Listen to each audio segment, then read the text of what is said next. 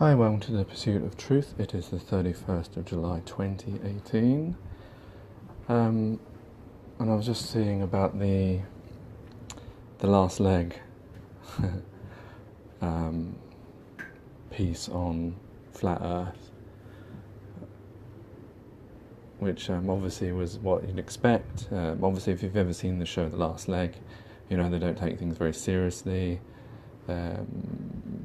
In the loose sense of the word, they're comedians that make fun of most things. It's very juvenile usually. I did used to watch it before, but it got so juvenile that I just couldn't take it anymore. It was just too silly. It wasn't really that funny. But anyway, that's by the by. So obviously they were first the ridicule was about the pizza dish, which is not something that most, I say, flat earthers, people who deny the globe, believe in. We don't know the dimensions of this world. Nobody knows the dimensions of this world. The people that claim to are, well, the only ones that can really claim to know the dimensions of the world are astronauts, because they're the only ones that have been able to see high enough, because the rest of us can't. You can only see the dimensions if you get up high enough. Now, obviously, we don't believe, or there are people that don't believe that they ever went outside those pictures. Well, we know the pictures are not true in that word. They are composites. Because they'd have to get far enough. You've got to remember, to get something so big as the Earth, you'd have to go so far away to fit the whole thing in. If you imagine taking a picture of a building and you're standing in front of it, you're not going to get the whole building in. So what they do is, like with cameras, you can do panoramic, isn't it? You can take segments of pictures. In the past, they used to glue them together. Now, with your phone, you can actually move it, and the phone will join the picture together for you. A composite. So obviously, to get that whole building, you'd have to go the distance of the building, isn't it? The distance of the building to get the whole building in, or whatever that is. You know what I mean. So that's the same with the Earth. So they use composites, they stick them together. So they're not, that can be, can we say that's a genuine photograph? Anyway, that's neither by the point, but what I'm trying to say is that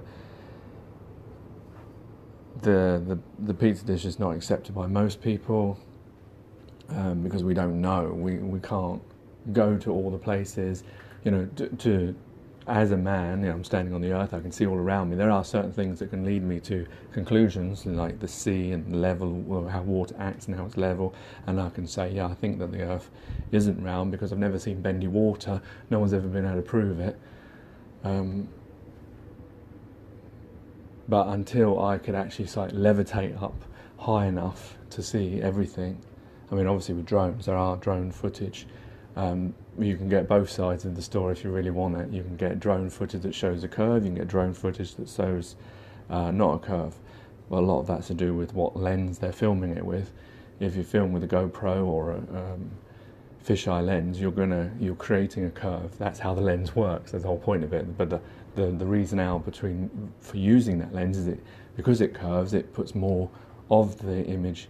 It can get more of the image for you, but you get a curve out of it. Then that usually you can see by when it drops, and you can see the horizon bending both ways, which of course we know is impossible because it can't smile up and down. And then it went on to the interesting thing that I'm getting to is that it had a clip of the Beyond the Imaginary Curve, Dell, when he was interviewing the Celtic footballer Lee Griffiths. The interesting thing is they used that clip, and by the sounds of, I listened to the previous one when Dale was told about it, he didn't give permission to use that clip, and now he's done a piece responding to it, and Channel 4 have blocked his response due to copyright. I assume he played the programme. Now, isn't that really interesting? It's okay for Channel 4 to take his programme, for a better word, and put it on their show without even asking him, but it's not okay for him to take their programme and put it and then respond to it. Doesn't that just say everything? Come on. So your Channel 4 is greater than Beyond the Imaginary Curve. Oh, we're not all equal. Oh, I forgot. Silly me. But isn't it ludicrous, really? I mean, I'd understand, because they blocked other people's.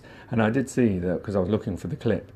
And interestingly, on Channel 4, they've got their own YouTube page. And they haven't put the clip of Beyond the Imaginary Curve in there. But there is another person that managed to get Dell's thing and has republished just that bit. And you see that it was on the broadcast, on the TV broadcast. So it's not on the YouTube broadcast, but it is on the actual TV broadcast. And you can check that on Catch Up. Well, there's other ways of getting it, but I know that they're going to get around it because they're going to say, well, they don't need to ask Dell's permission to use the clip because it's they'll probably use fair use, but they'll probably say, well, no, it's on YouTube, so then anyone's allowed to just use it. But the thing is, like, on YouTube, it does actually have a box about copyright, and you can have, I think, stricter copyrights on there if you tick that box, but most people don't bother about that. So you probably find we've actually given our copyright for anyone to use as much as they like, but we can't use everyone else's. Or we can't, like, if I was to play the clip from Channel 4 on my YouTube page, I'll probably get a strike even though it's on YouTube anyway, but they probably tick the box that keeps their copyright. But it was the same rubbish as it normally is. It wasn't taken seriously, but you wouldn't expect it on that kind of show anyway. So, but this leads me on to my other point, is that the thing that we tend to forget about is that like before I started checking out these things on YouTube and stuff, I didn't know about all this stuff. I didn't know about all this debate. These debates were going on while I wasn't even watching.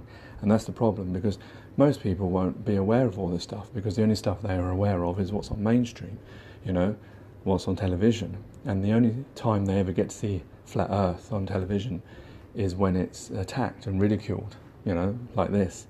And like there's many other occasions I've mentioned on the podcast where flat earth has been mentioned on mainstream and is ridiculed. So, that's making sure that the narrative is being kept. But it's only when you go onto YouTube or to other social media that's not controlled by the mainstream, where we, the people, are the control of it, that you hear all these other things. But of course, because it's not mainstream, it doesn't get the same kudos, despite it being is actually the same thing, isn't it? Because what is the mainstream? It's a collection of human beings. What is YouTube? It's a collection of human beings. Where do they? How do they gather information? They gather it through, the same means, through research. They gather it with their eyes, with their ears, with their minds. We all have those things. We all have the same capacity. There's no difference between each one of us. Yeah, some of us may be more intelligent than others, or this, that, and the other. But just because you're on television doesn't mean it's any more than someone on YouTube or a person on YouTube. They're all equal.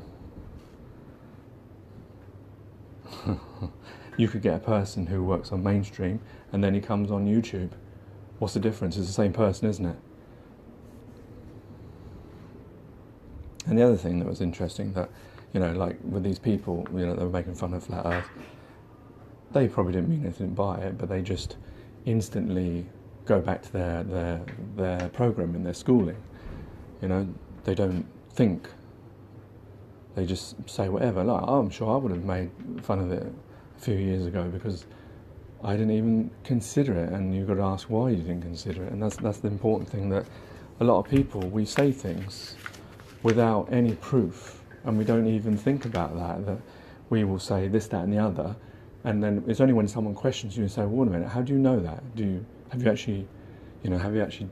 you been to space? Have you done any experiments? Have you, how can you say you're 100% behind something? How can you spurt something out when you haven't actually done the background? And that happens. I've known that, I think I've mentioned this before. I've had arguments with people, and then you reflect afterwards and think, why did I bother arguing? Like say something on television. It's your point of view. You think this person's bad. The other person thinks the person's good. You have an argument about it. It's got nothing to do with you. You don't know other people. Why are you arguing on their behalf by proxy? But we do that as human beings. But we forget that we have that capacity or that limit, unless it's checked. That a lot of the things we will say, a lot of the things we will think, we don't have the evidence for them or the proofs, and some of the things we can't possibly have. And then if you can't, how can you then say that if it's impossible? It is impossible for me to say what the shape of the Earth is. So how is the only way I can do it? Well, I can look on television and see there's a picture NASA's given me. So wait a minute, so I'm just going to say, because I can't do it, I'll just knee down to their knowledge. Well, that's dangerous, isn't it? And, people will believe like that, despite we live in a world of lies. Everyone knows that. Everyone,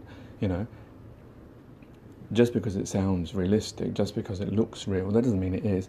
My case in point for relevant for times in recent times would be the weapons of mass destruction.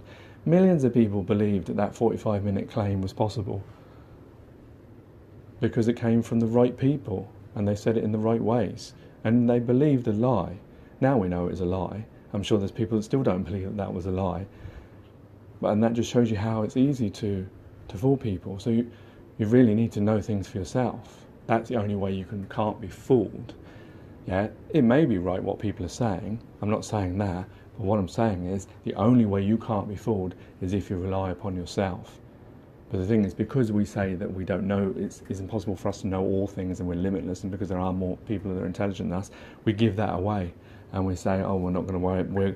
We'll just cling on to things because we can't know them, because somebody else knows them. We cling on to it as truth, as belief. And that's where all these problems come from, because we haven't just understood that we are limited, and that we only can know the certain things that we know, and anything else that's outside our sphere that we can't know, we have to be very careful about, because then, we could be fooled, we could be tricked, we could be lied to, or other people could tell us things that they believe to be true, that they're actually wrong, because sometimes people are not lying, it's just because they don't know any better, So that's why it's always important, really, like a lot of these flat earthers say, is to be discerning and to know your own truth, to prove to yourself, and keep those things around you, and be very wary about things that you can't actually prove, that other people tell you are true. Anyway, that's enough for me. Take care, take it easy, God bless, and peace.